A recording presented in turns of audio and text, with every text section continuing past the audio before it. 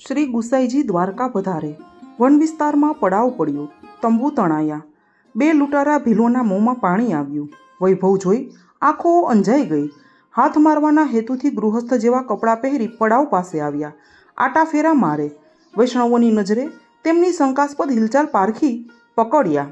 શ્રી ગુસાઈજીની દિવ્ય દ્રષ્ટિએ એ લીલાના જીવોને ઓળખ્યા. પોતાની પાસે બોલાવ્યા અને બંધનમાગથી મુક્ત કરાવ્યા. પોતાની અધરામૃત પાતળ આપી પ્રેમથી પ્રસાદ લેવડાવ્યો. પ્રસાદ પેટમાં જતાં જ દુષ્ટ બુદ્ધિ નાશ પામી. અપકાર ઉપર ઉપકાર કરનારમાં શ્રદ્ધા જાગી. પોતાના કુકર્મોનો પસ્તાવો થયો. આખી રાત તેમણે પડાવની ચોકી કરી. સવારે શ્રી ગુસાઈજીએ તેમને સ્નાન કરાવી શુદ્ધ વસ્ત્રો પહેરાવી અષ્ટાક્ષર મંત્ર આપ્યો. બંને શ્રી ગુસાઈજીના રસાલાની સાથે રહી રાત દિવસ રસાલાની ચોકી કરવાની સેવા કરે. શ્રી ગુસાઈજીની સાથે ગોકુળ ગયા. આજ્ઞા લઈ વ્રજયાત્રા કરી. શ્રીનાથજીના દર્શન કર્યા. મન પ્રસન્નતાથી ભરાઈ ગયું. બંને આપસમાં કહેવા લાગ્યા, કેવા આપણે હેવાન હતા અને કેવા બની ગયા. તો બીજો કહે છે કે હા, આપણી જિંદગી સુધરી ગઈ.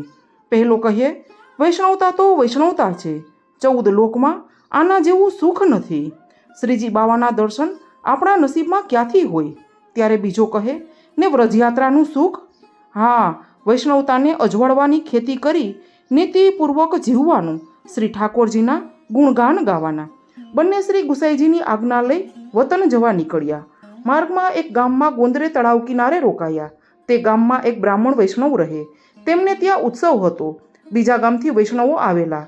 બ્રાહ્મણ વૈષ્ણવે બંનેને ગળામાં તુલસીની કંઠી જોઈ ઘેર આવવા વિનંતી કરી. ત્યારે પેલો વૈષ્ણવ કહે છે કે અમે તો કોઈના હાથનું લેતા નથી. ત્યારે બ્રાહ્મણ પૂછે છે કે જ્ઞાતિએ કેવા છો? ત્યારે પેલા ચોર કહે છે કે અમે ભીલ હતા અને હવે વૈષ્ણવ છીએ. ત્યારે બ્રાહ્મણ કહે છે કે હું પણ શ્રી ગુસાઈજીનો જ સેવક છું. આપ કૃપા કરીને પધારો, આજે અમારે ત્યાં ઉત્સવ છે. તે બંને ભીલો ત્યાં ગયા. બધા વૈષ્ણવોએ વાત સાંભળી. સૌ હરખાઈ ગયા, નાચવા લાગ્યા. બંને ત્યાંથી વિદાય લઈ ઘેર આવ્યા.